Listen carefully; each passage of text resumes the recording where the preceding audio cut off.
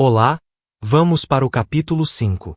Não esqueça de se inscrever no canal para não perder nenhum. A confissão continua.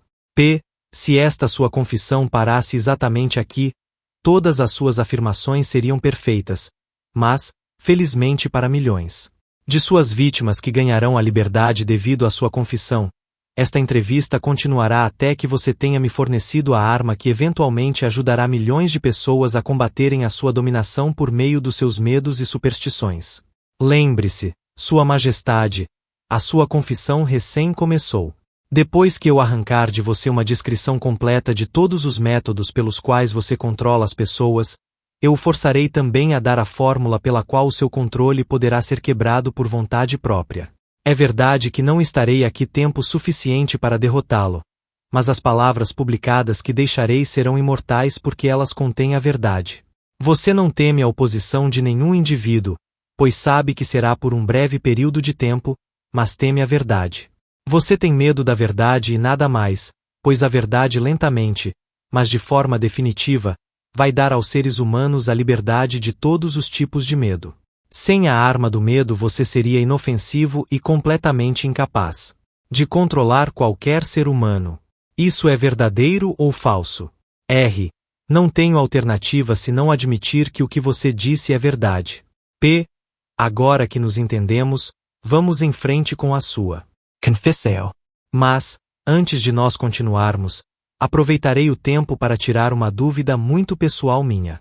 Eu lhe farei apenas uma pergunta, e a resposta me trará toda a satisfação que eu quero. Não é verdade que você controla somente as mentes daqueles que se permitiram cair no hábito da alienação? Sim, é verdade. Eu já admiti essa verdade uma dúzia ou mais de vezes. Por que você me perturba tanto repetindo essa mesma questão? Há poder na repetição. Eu estou forçando você a repetir os pontos principais da sua confissão de muitos modos diferentes e tantos quantos possíveis, de tal forma que as suas vítimas possam ler esta entrevista e determinar a sua profundidade pelas suas próprias experiências com você. Esse é um dos meus pequenos truques. Você aprova o meu método? Você não poderia estar preparando uma armadilha para mim com o objetivo de conseguir algo mais poderoso.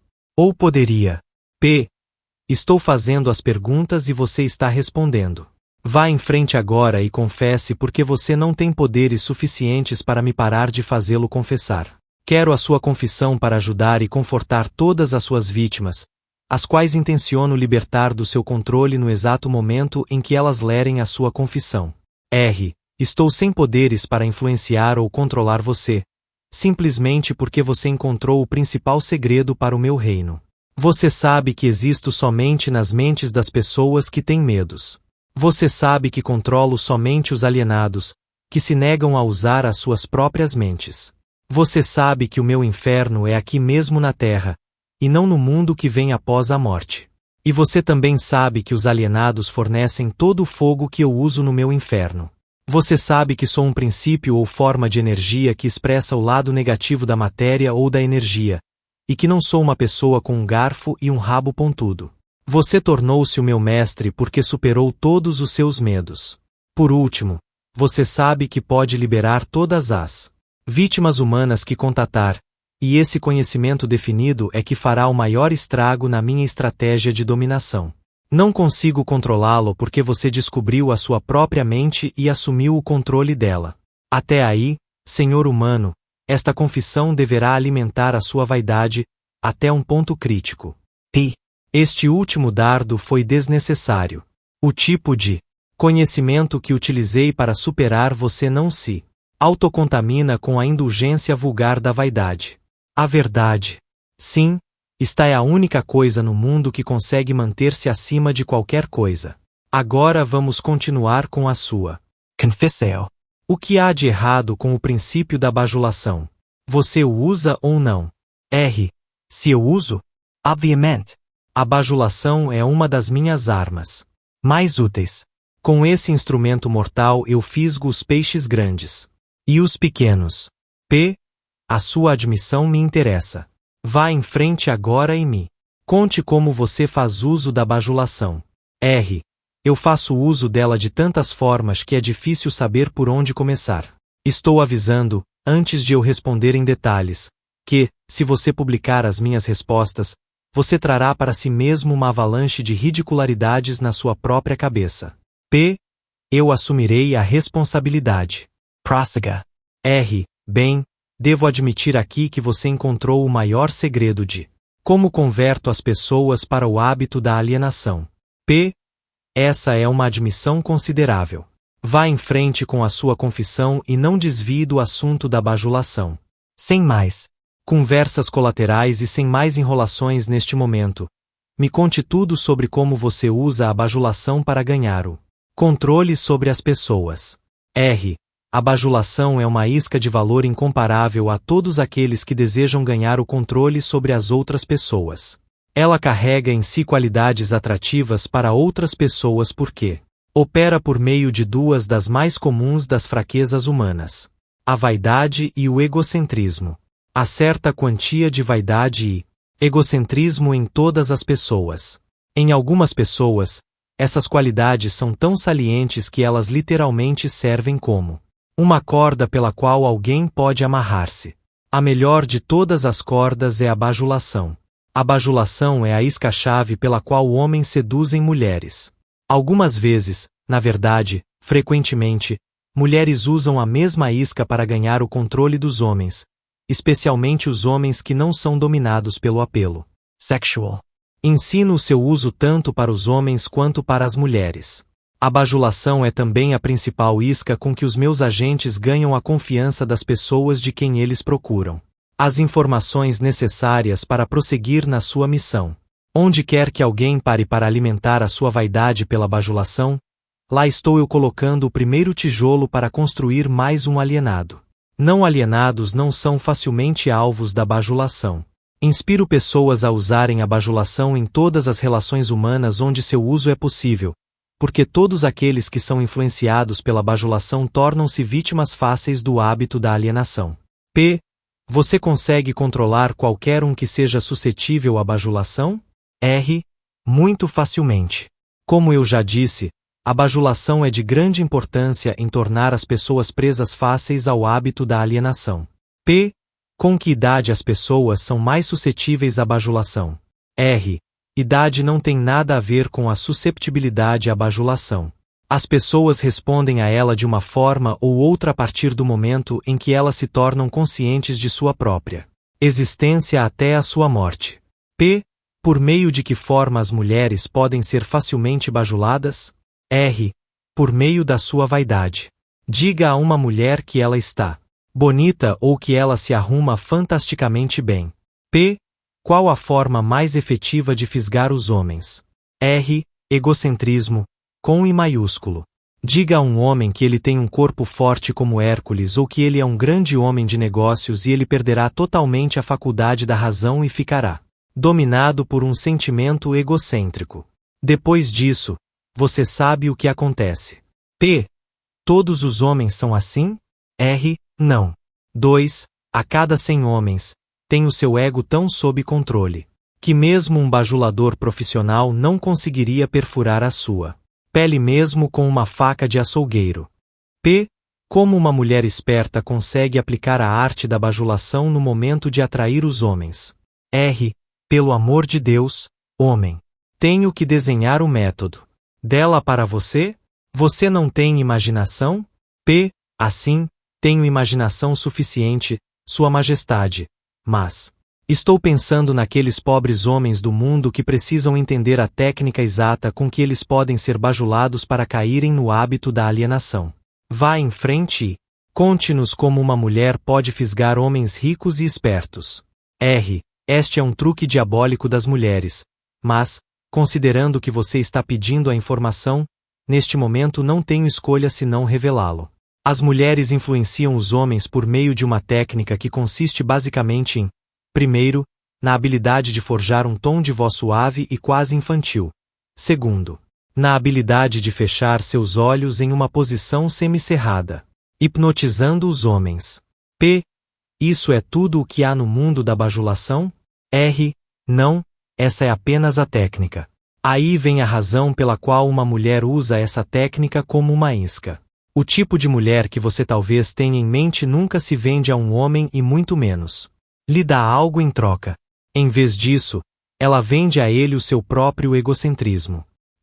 Isso é tudo o que as mulheres usam quando elas desejam bajular os homens? Essa é a coisa mais eficaz que elas podem usar. Isso funciona muito bem quando o apelo sexual fica em segundo plano. Isso me leva a acreditar então que homens grandes, fortes e espertos podem acabar sendo manipulados pelo uso da bajulação, da mesma maneira como se fossem criaturas vulneráveis. Isso é possível? Se isso é possível, isso está acontecendo exatamente agora, neste minuto. Além disso, ao menos que eles sejam não alienados, quanto mais sedentos eles vêm, tanto mais forte a sua queda quando uma bajuladora profissional usa a sua tática com eles. Conte mais alguns dos seus truques com os quais você faz com que as pessoas se alienem na vida. Um dos meus mais efetivos instrumentos é o fracasso. A maioria das pessoas começa a se alienar tão logo elas encontram a adversidade, e raramente uma a cada 10.000 permanecerá, tentando após fracassar 2 ou 3 vezes. Então é o seu negócio induzir as pessoas a fracassarem sempre que você pode. Isso está correto? Sim, isso está correto. O fracasso acaba com o moral, destrói a autoconfiança, líquida com o entusiasmo, enfraquece a imaginação e afasta qualquer tipo de propósito definido. Sem essas qualidades ninguém consegue permanentemente manter o sucesso em qualquer empreitada. O mundo produziu milhares de inventores com habilidades superiores àquelas de Thomas A. Edison. Mas desses homens ninguém nunca ouviu falar, enquanto o nome de Edison se eternizará.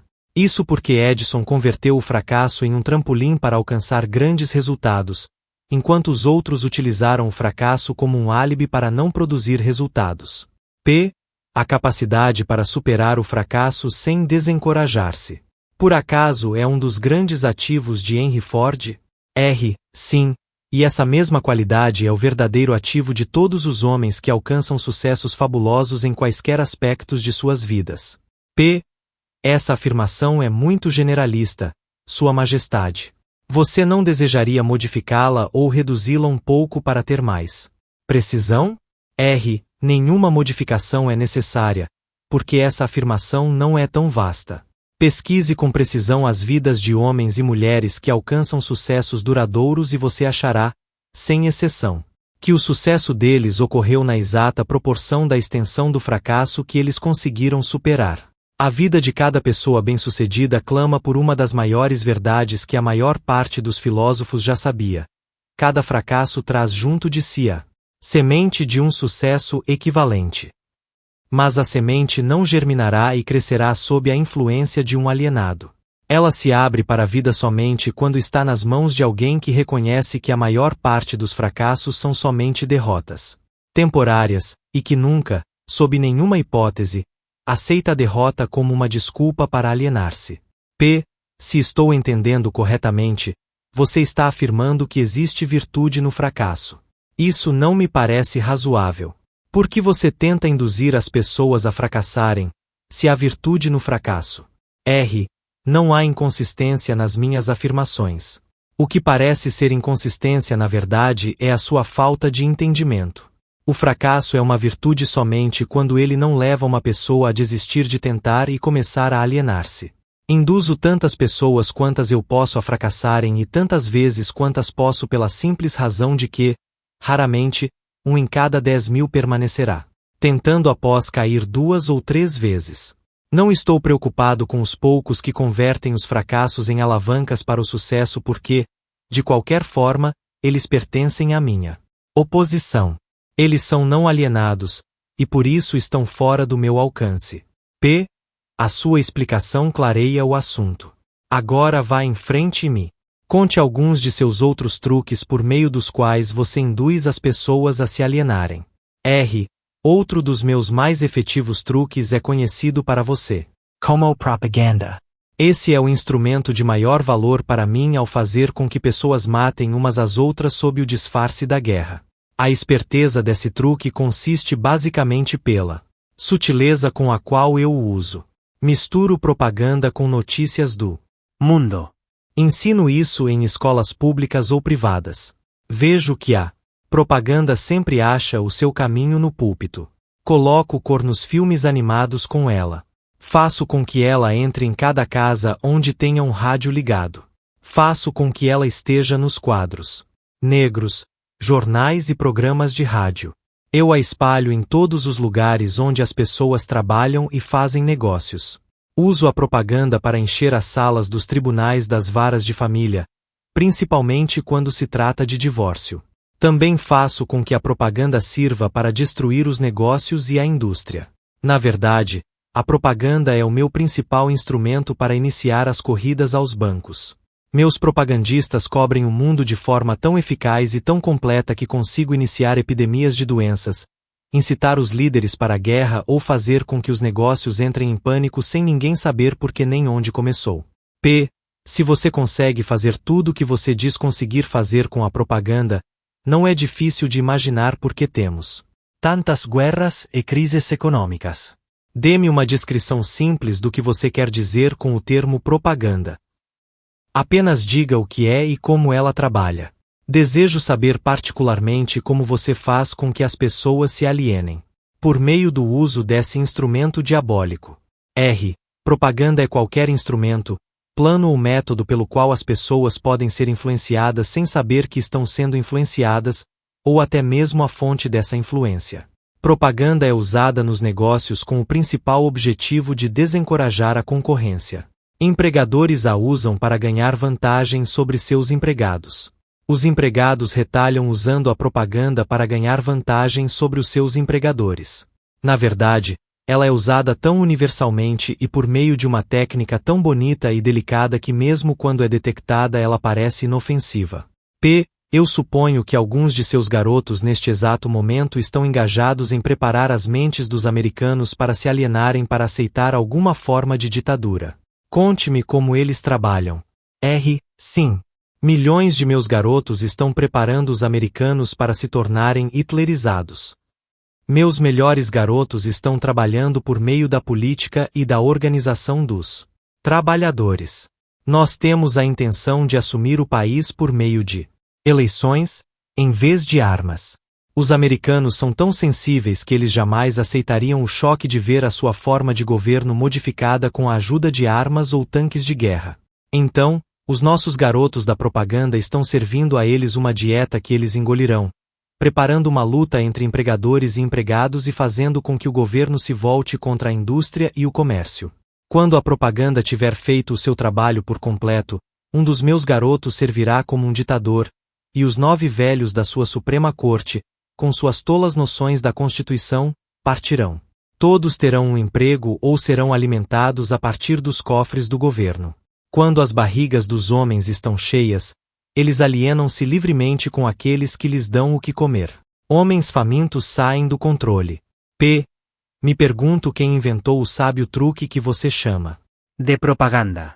Baseado no que você me contou sobre a sua fonte e a natureza da propaganda, entendo por que ela é tão little. Somente alguém tão esperto quanto a Sua Majestade poderia ter inventado tal instrumento que ferisse a razão, destronasse a vontade própria e seduzisse homens para o hábito da alienação. Por que você não usa o poder da propaganda para ganhar controle das suas vítimas em vez de subjugá-las pelo medo e aniquilá-las por meio da guerra? O que é o medo do diabo se não propaganda? Você não observou a minha técnica cuidadosamente, ou teria visto que sou o maior propagandista do mundo. Nunca alcanço um fim por meios diretos, se porventura posso alcançar esse mesmo fim por modos sutis e evasivos. O que você supõe que eu esteja usando quando planto ideias negativas nas mentes dos homens e ganho o controle sobre eles por meio do que eles acreditam ser suas próprias ideias? Como você chamaria isso a não ser a mais sábia de todas as formas de propaganda? Por certo você não vai me contar que destrói as pessoas com sua própria ajuda sem elas notarem o que você está fazendo? Isso é exatamente o que desejo que você entenda. Além disso, mostrarei a você exatamente como esse truque é realizado. Agora nós estamos chegando a algum lugar. Como exatamente você converte seres humanos em propagandistas e os seduz a se auto-aprisionarem? Conte-me essa história com todos os detalhes sórdidos. Essa é a parte mais importante da sua confissão, e estou muito ansioso para ganhar o controle do seu segredo. Ao mesmo tempo, não posso culpá-lo por tentar me enrolar nessa resposta, porque ambos sabemos que ela fará com que milhões de vítimas inocentes do seu controle passem a pensar e consequentemente fiquem fora do seu alcance. Você também sabe que a sua resposta protegerá outros incontáveis milhões de seres humanos que ainda não nasceram. As suas deduções estão corretas. Essa parte da minha confissão me fará mais estragos do que todo o resto que eu farei. Para entender o seu problema de uma maneira melhor, podemos dizer que essa parte da sua confissão salvará milhões de pessoas do seu controle. Tudo o que eu posso dizer é que você me colocou numa situação infernal. Agora você deve saber como milhões de suas vítimas se sentem. Vamos em frente. Faço a minha primeira entrada na mente de um indivíduo subornando. O que você usa como um suborno? Uso muitas coisas, todas elas coisas prazerosas que os indivíduos cobiçam. Uso o mesmo tipo de propinas que indivíduos usam quando subornam um ao outro, isto é, uso como suborno as coisas que a maioria das pessoas quer. Minhas melhores propinas são amor, sexo, ganância pelo dinheiro, desejo obsessivo de ganhar alguma coisa por nada, jogos de azar, vaidade nas mulheres e egocentrismo nos homens, desejo de ser mestres dos outros, desejo por tóxicos e narcóticos, desejo pela autoexpressão por meio de palavras e atos, desejo de imitar outros, desejo pela perpetuação da vida após a morte, desejo de ser um herói ou uma heroína, desejo por alimento físico.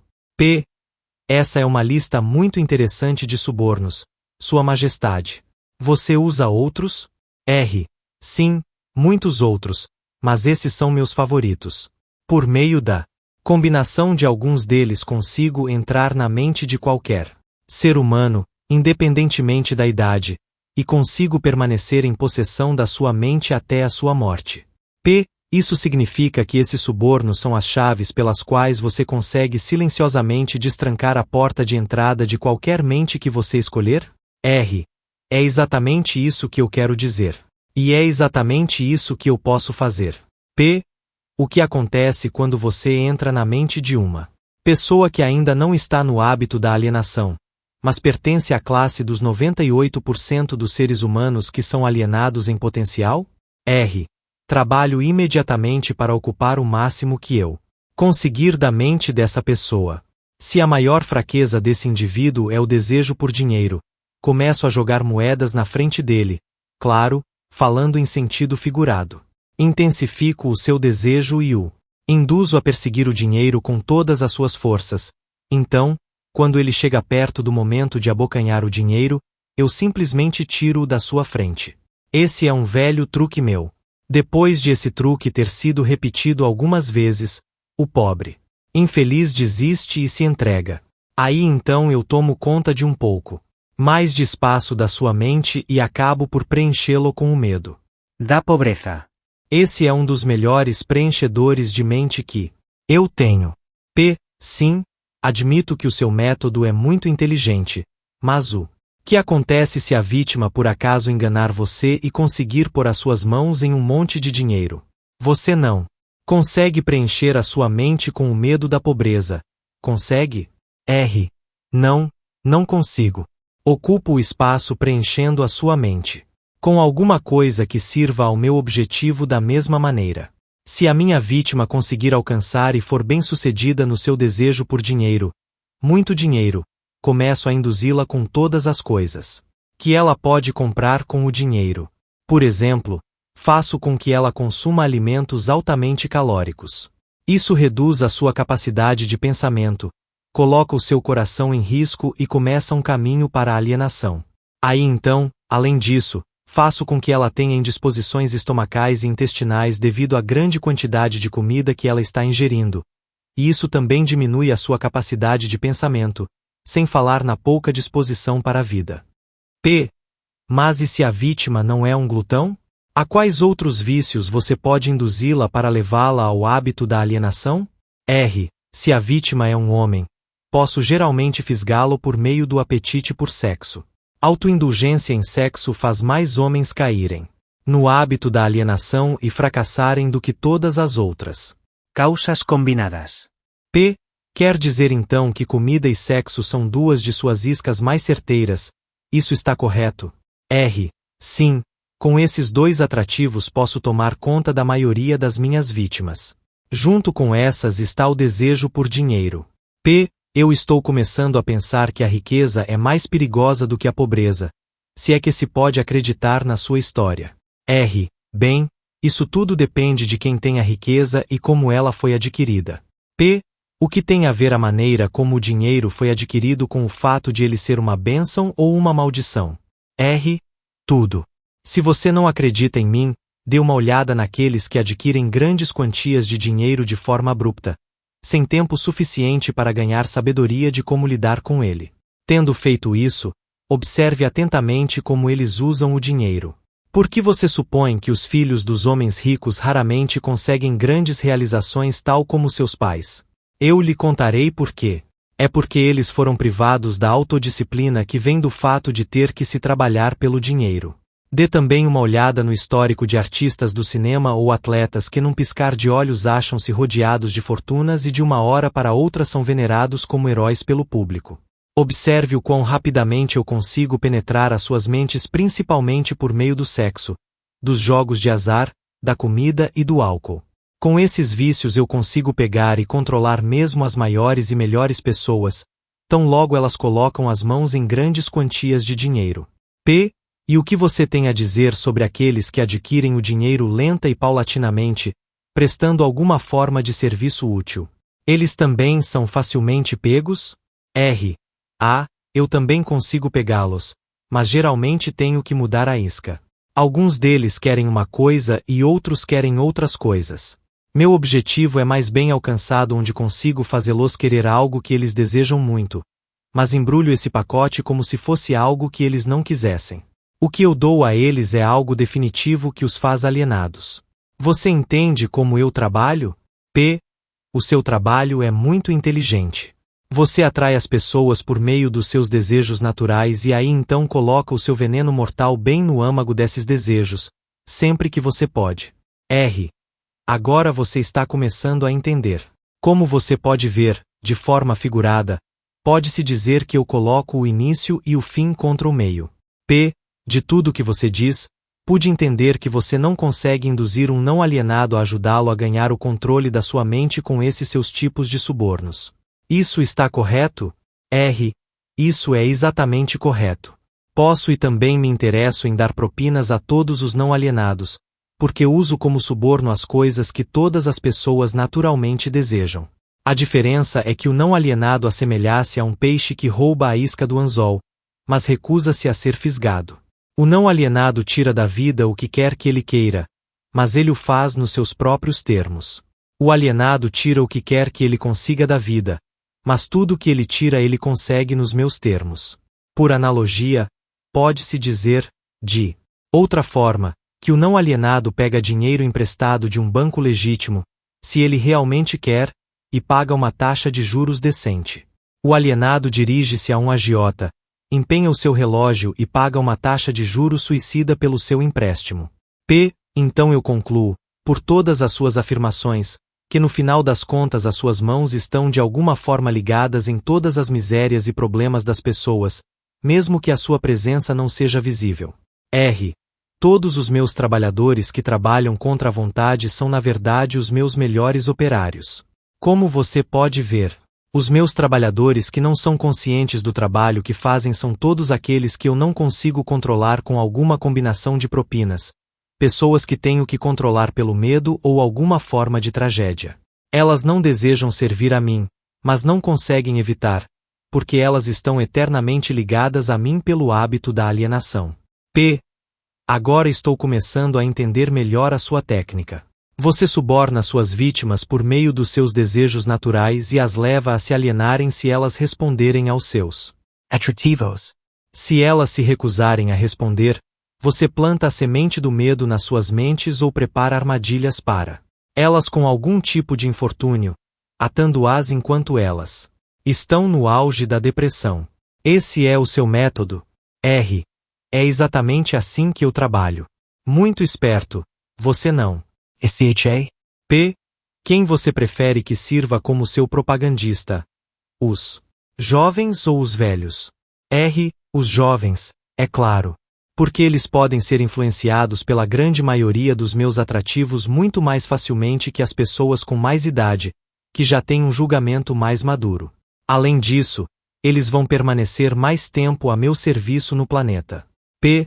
Sua Majestade me deu uma clara descrição do que é a alienação. Agora, me diga, o que deve ser feito para assegurar? Se contra o hábito da alienação? Eu quero uma fórmula completa que qualquer um possa usar. R. A proteção contra a alienação encontra-se facilmente dentro de cada ser humano que tem um corpo normal e uma mente afiada. A autodefesa pode ser aplicada por meio destes simples métodos. Pense por si mesmo em todas as ocasiões. Pelo fato de que aos seres humanos não é dado o controle completo sobre nada, pensar os próprios pensamentos é algo muito significativo. Decida definitivamente o que você quer da vida. Então crie um plano de ação para alcançá-lo e esteja disposto a sacrificar tudo mais, se necessário, antes de aceitar uma derrota permanente. Analise as derrotas temporárias, não importando de qual natureza ou causa, e extraia dessa derrota a semente de uma vantagem equivalente. Esteja disposto a prestar um serviço útil equivalente ao valor de todas as coisas materiais que você demanda da vida, e não esqueça que você deve prestar o serviço primeiro, para depois receber o valor equivalente. Reconheça que o seu cérebro é um aparelho receptor que pode ser sintonizado para receber comunicações da Central Universal de Inteligência Infinita, para ajudá-lo a transformar os seus desejos no Equivalente físico. Reconheça que o seu grande ativo é o tempo. É a única coisa, com exceção do poder do pensamento, que você também tem nas mãos e é a única coisa que pode ser transformada em coisas materiais que sejam do seu desejo. Organize seu tempo de tal forma que nada dele seja desperdiçado. Reconheça a verdade de que o medo geralmente é um preenchedor de espaço que o diabo utiliza para ocupar a porção disponível da sua mente. Ele é somente um estado de espírito, que você pode controlar preenchendo o mesmo espaço que ele ocuparia com a fé inabalável na sua capacidade de fazer a vida fornecer o que quer que você queira dela. Quando rezar, não implore. Peça o que você quer e insista exatamente nisso, sem substitutos.